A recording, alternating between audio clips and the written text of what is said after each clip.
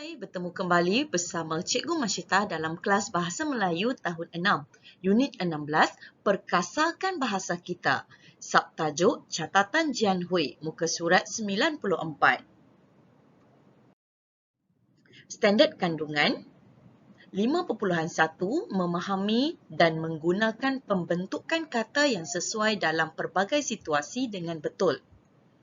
Standard pembelajaran 5.1.5 Memahami dan menggunakan pelbagai jenis kata adverbal dan kata penegas dalam pelbagai situasi dengan betul. Sila rujuk buku teks muka surat 94. Aktiviti kita pada hari ini ialah menulis catatan dengan menggunakan kata adverbal dan kata penegas untuk melengkapkan catatan yang diberi. Baiklah murid-murid, untuk melengkapkan catatan ini, anda perlu mengetahui beberapa perkara. Pertama, anda perlu memahami apakah itu kata adverbal dan juga kata penegas. Kedua, anda perlu memahami cara penulisan karangan jenis catatan. Ketiga, barulah kita akan menakul gambar yang terdapat pada buku teks muka surat 94 ini. Tugasan pertama ialah memahami tata bahasa kata adverbal dan juga kata penegas. Apakah itu kata adverbal? Kata adverbal ialah perkataan yang menerangkan kata nama, kata kerja, kata adjektif dan kata frasa nama dari segi cara, masa dan tempat. Contoh, ayat pertama, kami selalu memperkatakan hal ini. Ayat kedua, olahragawan itu sihat sentiasa. Ayat ketiga, hari jadinya ialah hari esok. Ayat keempat, ahli perniagaan itu seringkali ke London. Penerangannya pula ialah perkataan selalu, sentiasa, esok dan seringkali ialah kata adverbal kerana tugasnya menerangkan kata kerja perkataan, kata adjektif sihat, kata nama hari dan frasa sendi nama ke London. Jelas ya murid-murid? Seterusnya tata bahasa kata penegas, iaitu perkataan yang memberikan penekanan atau penegasan bahagian tertentu pada ayat. Contohnya, juga, tah, lah, memang, kah, sahaja, hanya dan sebagainya. Contoh ayat pertama, itulah rumah saya. Ayat kedua, hanya Ryan yang belum bayar yuran. Ayat ketiga, dia seorang sahaja adik saya. Jelas ya murid-murid tentang kata penegas. Tugasan kedua ialah memahami cara penulisan karangan jenis catatan. Karangan ini juga dikenali sebagai karangan jenis diari. Terbahagi kepada dua iaitu catatan sehari dan juga catatan berhari-hari. Perhatikan contoh yang diberi. Ini merupakan contoh catatan sehari. Jika catatan sehari, kita perlu sertakan tarikh yang lengkap, contohnya Isnin 7 Januari 2013, diikuti dengan waktu berlakunya kejadian tersebut, iaitu 8 pagi, 8.15 pagi, 8.30 pagi, 10.10 pagi, 10.50 pagi dan akhir sekali 1.50 tengah hari. Jelas ya murid-murid? Seterusnya catatan berhari-hari. Contoh yang cikgu berikan seperti berikut. Perlu disertakan tarikh juga iaitu contoh Selasa 16 April 2013. Okey, baik. Apabila kita menulis catatan berhari-hari biasanya melibatkan masa beberapa hari. Contohnya seperti karangan yang cikgu tunjukkan ini, air mata menyambut kepulangan. Ataupun karangan jenis percutian. yang melibatkan beberapa hari. Anda hanya perlu menulis tarikh sahaja seperti Selasa 16 April, Khamis 17 April, Jumaat 18 April, Sabtu 19 April. Jelas ya murid-murid? Karangan ini juga sama seperti karangan jenis cerita. Cuma perbezaannya ialah karangan jenis catatan ialah karangan berformat. Jelas ya murid-murid? Seterusnya, tugasan ketiga ialah menakul gambar. Terdapat 4 gambar bersiri yang perlu kita menakul untuk melengkapkan catatan Jian Hui ini. Cikgu akan bacakan catatan Jian Hui dan kita akan bersama-sama melengkapkan catatan ini.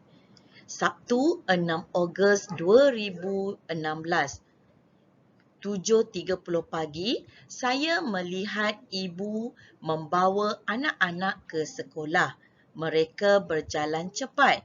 Saya dan Ruben ternampak gegantung dipasang. Kemudian kita perlu melengkapkan catatan ini berdasarkan gambar bersiri yang diberi tadi.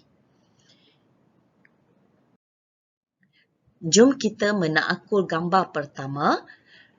Ayat pertama dan kedua telah diberi. Kita hanya perlu menyambung ayat terakhir dengan menggunakan rangkai kata dipasang tinggi dan juga. Apakah yang dipasang tinggi murid-murid? Ya, gegantung yang dipasang tinggi juga. Oleh itu, ayat yang lengkap ialah Sabtu 6 Ogos 2021, cikgu tukarkan tahun, 7.30 pagi, saya melihat ibu bapa membawa anak-anak ke sekolah. Mereka berjalan cepat. Saya dan Ruben ternampak gegantung dipasang tinggi juga. Jelas ya murid-murid? Jom kita menakul gambar kedua. Perhatikan kata penegas dan juga kata adverbal yang diberi, iaitu lah ialah kata penegas dan julung kali dibaca pantas ialah kata adverbal. Bagaimanakah anda hendak membina ayat tersebut? Satu soalan daripada cikgu ialah, perlukah atau tidak anda mengikut urutan sekiranya rangkai kata diberi seperti ini ketika membina ayat? Perlu ataupun tidak anda mengikut urutan lah, julung kali dibaca pantas ketika membina ayat? Ya, jawapannya tidak perlu. Kerana sekiranya anda mengikut urutan, ia hanya akan menyekat idea anda. Jelas ya murid-murid? Untuk gambar ini, apakah perkataan ataupun ayat yang sesuai dibina berdasarkan gambar dan rangkai kata yang diberi ini murid-murid? Pembayang telah diberi, perhatikan pembayang, pertandingan bacaan pantas. Jadi, untuk menjawab soalan ini, awak perlu bertanya soalan. Siapakah yang menyertai pertandingan ini? Apakah yang sedang dibacanya? Apakah yang julung kali diadakannya, murid-murid? Sila jawab persoalan tersebut. InsyaAllah anda boleh menjawab soalan ini. Baik. Yang membaca, yang menyertai pertandingan ini ialah Jian Hui. Betul kan murid-murid? Kita menulis tentang catatan Jian Hui. Julung kali. Apa yang julung kali diadakan? Ya, yang julung kali diadakan ialah pertandingan bacaan pantas. Apa yang dibaca pantas? Buku yang dibaca pantas. Oleh itu, perhatikan ayat lengkap yang telah cikgu bina. Pada pukul 8 pagi, pertandingan bacaan pantas julung kali diadakan. Jian Hui lah yang mewakili kelas kami. Dalam pertandingan ini, buku yang disediakan oleh pihak sekolah dibaca pantas. Faham ya murid-murid? Jom kita menakul gambar ketiga. Perkataan yang diberi ialah tepukkan gemuruh, hampir pasti, sahaja. Perhatikan clue pada gambar tersebut, iaitu kuis tata bahasa.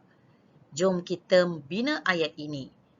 Tepukkan gemuruh. Siapa yang memberi tepukkan gemuruh? Kepada siapa tepukkan gemuruh ini diberi? Hampir pasti. Apa yang hampir pastinya, murid-murid? Sahaja. Apa yang sahajanya? Dapat anda bina berdasarkan gambar dan rangkai kata yang diberi ini. Ya, tepukkan gemuruh mungkin diberikan kepada peserta yang berjaya menjawab kuis tata bahasa dengan betul. Hampir pasti. Ya, mungkin kumpulan Jian Hui hampir pasti untuk menang. Dan sahaja. Apa yang sahaja ya? Mungkin murid tahun 6 sahaja yang menyertai kuis tata bahasa ini. Betul tak murid-murid? Jom lihat ayat lengkap cikgu. Pada pukul 10 pagi, murid tahun 6 sahaja yang menyertai kuis tata bahasa. Jian Hui menerima tepukan gemuruh kerana berjaya menjawab dengan tepat. Jian Hui dan rakan-rakannya hampir pasti menang. Faham murid-murid? Jom kita menakul gambar terakhir. Perkataan yang diberi ialah memang, harapan melangit dan beratur lurus. Manakala clue yang diberi, perhatikan gambar, pertandingan bercerita. Jadi, apakah yang memang itu murid-murid? Memang. Kita sedang berbincang tentang pertandingan bercerita. Mungkin memang pertandingan bercerita mendapat sambutan di kalangan murid. Harapan melangit. Siapa yang biasanya menaruh harapan melangit sekiranya menyertai pertandingan? Sudah semestinya peserta yang menyertai pertandingan bercerita yang menaruh harapan melangit untuk menang. Kemudian beratur lurus. Siapakah yang beratur lurus di hadapan dewan itu, murid-murid? Sudah semestinya murid-murid yang menyertai pertandingan tersebut. Ataupun para penonton. Jadi, jom saksikan jawapan yang telah cikgu sediakan. Pada pukul 11.45 pagi, pertandingan bercerita memang mendapat sambutan. Peserta beratur lurus di hadapan dewan untuk mengikuti acara penutupan. Semua peserta menaruh harapan melangit untuk menang. Faham ya murid-murid? Akhir sekali tugasan anda. Anda perlu menyalin semua isi yang telah kita bincangkan tadi supaya menjadi karangan jenis catatan yang lengkap. Sekian, terima kasih sehingga berjumpa lagi pada pembelajaran seterusnya. Bye. Assalamualaikum.